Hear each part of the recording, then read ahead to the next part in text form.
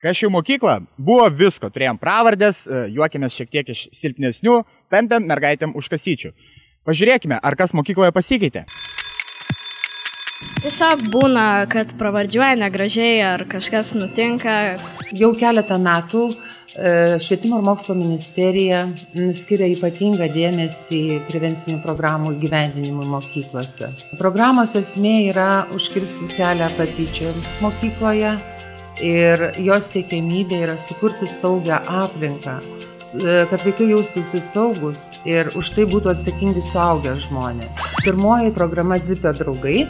Ši programa skirta 5-7 metų vaikams. Kita programa yra antrojo žingsnio programa. Ši programa yra skirta pradinių klasių vaikams. 2008 metais į Lietuvą atkeliavo Aldeus programa. Šita programa buvo skirta daugiau, sakysim, visai mokyklos bendruomeniai, mokyklos personalui. Buvo supažindinti mokytojai ir kiti darbuotojai, kaip reikėtų dirbti, kaip reikėtų reaguoti į tuos atvejus, kurie susiję su patyčiomis. Kadangi mokytojai budi ir yra kameros, tai tos patyčios tokios minimalios. Tiesiog tokie draugiški pasišaipimai ar kažkas tokio. Vaikams siūlymas būtų toks, jeigu matai, kad kažkas tai tyčiasi arba iš tavęs tyčiasi, tai reikėtų pirmiausia kreiptis į suaugusį žmogų, nes patyčių problemą turi spręsti ne patys vaikai, o turi pirmiausia spręsti suaugusiai ir manau, kad pirmiausia, ką reikėtų padaryti, tai nueiti pas auklėtoją. Galbūt patyčių esu patyręs pradinėse klasėse, kai mes buvom dar tokie maži, galime taip sakyti, 10-11 metų, kai dar nesupratom, ką darom ir panašiai.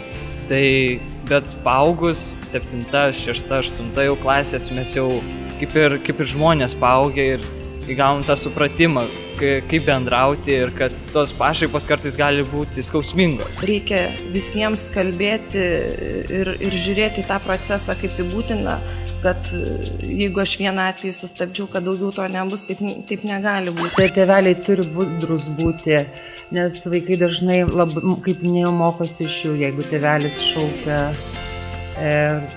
Tai tikėtina, kad ir vaikas išmoks tokio elgesio būdo. Jeigu tėvelis kumščiu sprendžia problemas, tikėtina, kad ateityje irgi taip gali būti. Iš tikrųjų, patys mokiniai ir mokytojai stabdo patyčias, tiesiog kalbėdami apie tai.